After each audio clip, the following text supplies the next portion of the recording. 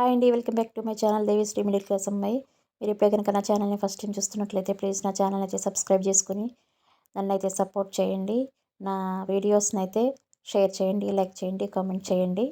ఈరోజైతే నేను కాకరకాయ కూర చేస్తున్నా అండి. దీనికోసం ఒక 3 కాకరకాయలని తీసేసుకొని శుభ్రంగా కడిగి ఇలాగైతే ముక్కలుగా అయితే కట్ చేసుకున్నాను. ఇలా ఒక హాఫ్ ఇంచ్ మందం ఉండేలాగైతే ముక్కలుగా కట్ చేసుకున్నా అండి. మరీ సన్నగా కాదు, మరీ లావుగా కాదు, ఇలా మీడియంగా ఉండేలాగా అయితే కట్ చేసేసుకొని పక్కనైతే పెట్టేసుకున్నాను.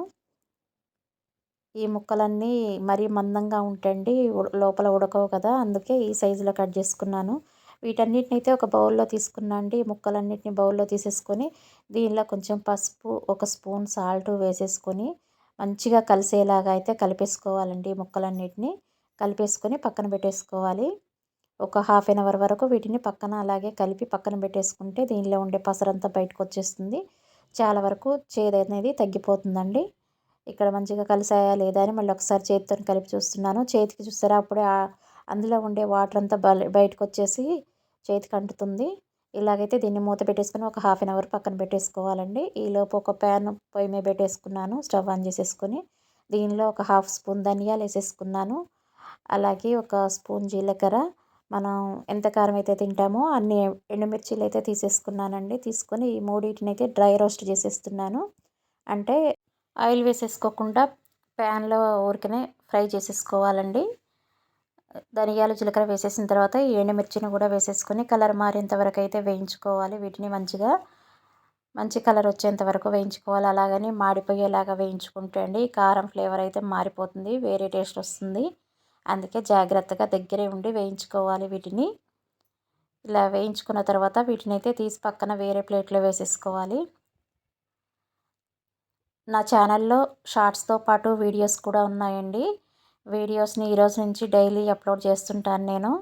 మధ్యలో కొంచెం గ్యాప్ వచ్చింది, కానీ ఇప్పుడు ఈరోజు నుంచి మాత్రం డైలీగా వీడియోస్ కూడా అప్లోడ్ చేస్తుంటాను. తప్పనిసరిగా వీడియోస్ కూడా చూడండి, నన్నైతే సపోర్ట్ చేయండి. నా ఛానల్ని చాలామంది సబ్స్క్రైబ్ చేసుకోవట్లేదండి, చేసుకోకుండానే చూస్తున్నారు. ప్లీజ్ నా ఛానల్ అయితే సబ్స్క్రైబ్ చేసుకొని చూడండి. ఇక్కడ ఈ ఎండుమిర్చి వేగిపోయాయి కదండి, వీటిని వేరే ప్లేట్లో తీసుకొని పక్కన పెట్టుకున్నాను.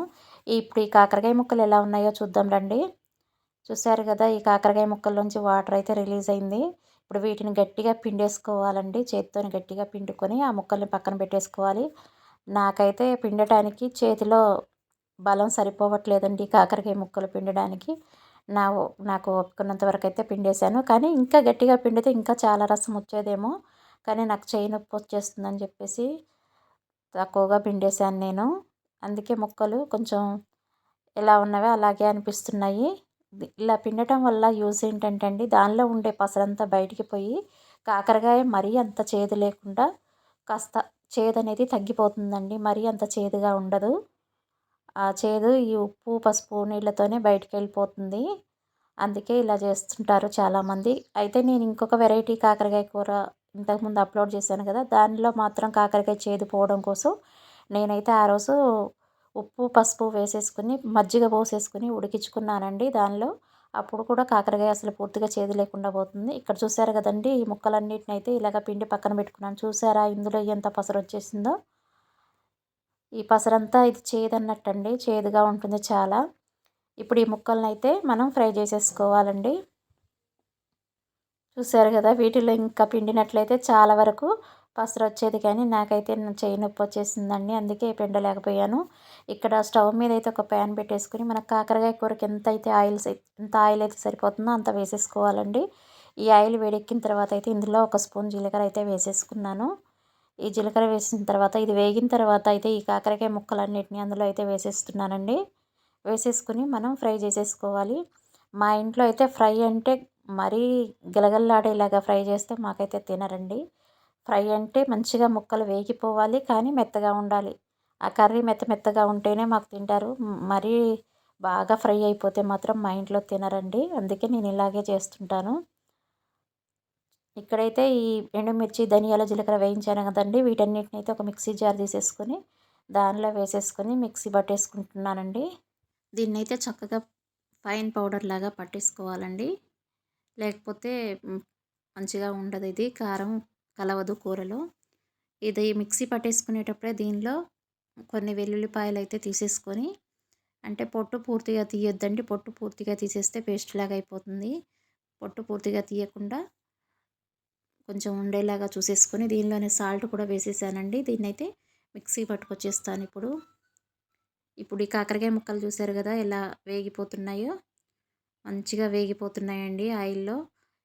ఇలా వేగిన తర్వాత ఇంకాస్త వేగాలండి ఇవి. ఇంకాస్త పచ్చిగానే ఉన్నాయి. ఇలా హాఫ్ వేగిన తర్వాత దీనిలో అయితే నేను ఒక పెద్ద సైజు ఉల్లిపాయనైతే కట్ చేసుకొని సన్న ముక్కలుగా కట్ చేసుకొని అయితే వేసుకున్నాను. ఉల్లిపాయ ముక్కలు లేకపోతే ఇది ఫ్రై ఫ్రై అనేది బాగా పొడి పొడిగా ఉంటుంది కదండీ! అలా కాకుండా ఇలా అయితే గ్రేవీ వచ్చేస్తుంది కూరలో. మంచిగా కూర కలుస్తుంది కదండీ మనకి. టేస్ట్ కూడా బావుంటుందని చెప్పేసి ఒక ఉల్లిపాయనైతే కట్ చేసుకొని వేసేసుకున్నాను. ఈ ఉల్లిపాయ ముక్కలు కూడా మంచిగా చక్కగా మగ్గిపోవాలి. ఇక్కడ చూసారు కదా! ఈ కాకరకాయలతో పాటే ఉల్లిపాయలు కూడా మగ్గిపోతున్నాయి. ముందుగా వేసేసుకుంటే ఏమవుతుందంటే ఉల్లిపాయ ముక్కలన్నీ మాడిపోతాయని చెప్పేసి నేను సగం వేగిన తర్వాత మధ్యలో వేసేసానండి. ఇలా వేగిన తర్వాత ఇప్పుడు ఆల్మోస్ట్ అయిపోయింది కదండీ! ఇప్పుడు ఆ మిక్సీ పట్టుకున్న పొడినైతే మనం దీనిలో వేసేసుకుందాం కూరలో. ఈ కూరలో వేసేసుకొని కలిపేసుకోవాలండి. మంచిగా కలిసేలాగా కలిపేసుకొని కొద్దిసేపు అయితే పొయ్యి మీద ఉంచేసుకున్నాం అనుకోండి. ఆ కారం అంతా ముక్కలకి పట్టేసి మంచి ఫ్లేవర్ తోటి చాలా టేస్టీగా అయితే ఉందండి కాకరకాయ కూర. చాలా బాగుంది. మంచిగా కుదిరింది. మంచిగా కలిపేసుకోవాలి. అంతా కలిసేలాగా అయితే కలిపేసుకోవాలి. ఇంకా దీనిలోకైతే వేరే పౌడర్లు, మసాలాలు ఏవి అవసరం లేవండి. సూపర్ టేస్టీగా అయితే వచ్చేస్తుంది కూర. ఒక్కసారి అయితే ట్రై చేసి చూడండి. మీకు కూడా నచ్చుతుందని అనుకుంటున్నాను. ఒకసారి అయితే ట్రై చేయండి. థ్యాంక్ యూ ఫర్ వాచింగ్ అండి.